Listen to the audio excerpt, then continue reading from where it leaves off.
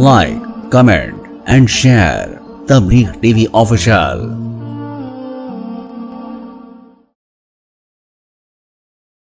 22 तारीख को पहलगाम में एक बहुत बड़ा आतंकी हमला हुआ जिसमें हमारे भारत के तकरीबन 28 लोग मारे गए। ये 28 लोगों की जानों का जाना पूरे भारत के लिए बहुत ही अफसोसनाक और बहुत ही दुखद है, और वाकई इस खबर की वजह से और इस हादसे की वजह से पूरा भारत अफसोस में डूबा हुआ है। लेकिन ऐसे अफसोस के मौके पे भी हमारी मीडिया ने इस वाक़े को जश्न के तौर पर मनाया और इस खबर के अंदर ऐसी ऐसी चीज़ें शामिल कर दी जिसका दूर दूर से हकीकत से कोई वास्ता नहीं था। ऐसे लोगों को मुर्दा साबित कर दिया जो इंसान जिंदा था।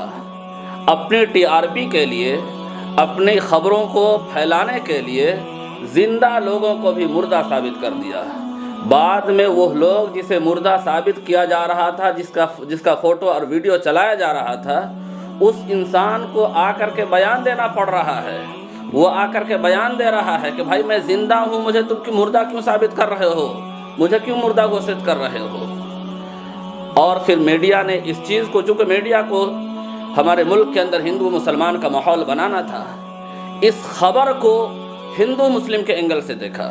हिंदू मुस्लिम का माहौल बनाने के लिए, हिंदुस्तान के अंदर आपसी इत्तेहाद को ख़त्म करने के लिए, हिंदू मुस्लिम के मोहब्बत को ख़त्म करने के लिए मीडिया ने इस खबर को इस तरीके से पेश किया कि मुसलमानों ने हिंदुओं पर हमला कर दिया है।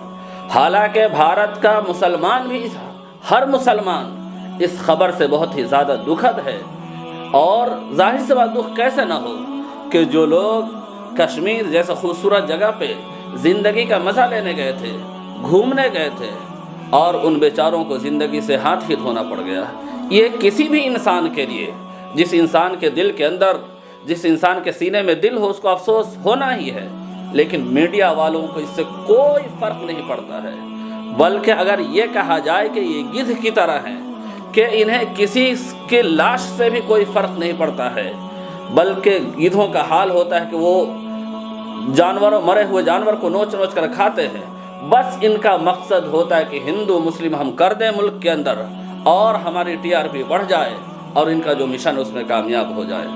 इस चीज़ को जिस तरीके से पेश किया गया, सबसे पहले ये खबर चलाई गई कि ये पूछा गया कि कलमा पढ़वाया गया कि कलमा पढ़ो, जो कलमा नहीं पढ़ सका उसे मार दिया गया। सबसे पहली बात तो ये है कि ये खबर कहाँ तक सही है ये अलग बात है।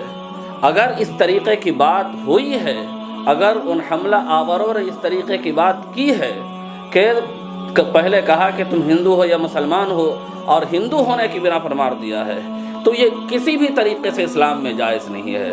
इस्लाम इस चीज़ की बिल्कुल इजाज़त देता ही नहीं है कि आप ज़बरदस्ती किसी से इस्लाम कबूल करवाएं, आप ज़बरदस्ती किसी से कलमा पढ़वाएं। इस्लाम का पैगाम ये है कि हम इस्लाम की बात को दूसरों तक पहुंचा दें बस।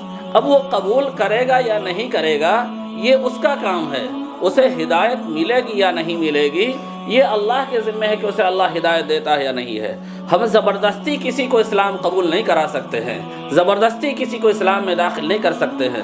अल्लाह तबारक व तआला बाज़ाब्ता फरमाता है ला इकराहा फिद्दीन, के दीन में दाखिल करने के लिए कोई ज़बरदस्ती नहीं हो सकती है।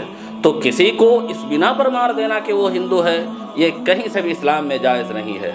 बाकी ये ख़बर सही है या गलत है इसकी मैं कोई तस्दीक नहीं कर सकता, क्योंकि ये ख़बर हमारे पास जो आई है मीडिया के ज़रिए से आई है, और मीडिया को हम यकीनी तौर से झूठा मानते हैं, क्योंकि जगह जगह पे ये लोग झूठ बोलते हुए पकड़े गए हैं। और ख़ास कर हिंदू मुस्लिम वाले मामले के अंदर तो कितने मरतबा ये लोग झूठ बोलते पकड़े गए हैं, इसलिए इस बात को सच्चा नहीं मान सकते हैं। बाकी अगर इस तरीक़े का हमला पड़ोसी मुल्क पाकिस्तान से हुआ है तो फिर भारत का हर मुसलमान इस बात की मांग कर रहा है कि आप, हमारी सरकार उस मुल्क पे हमला करे।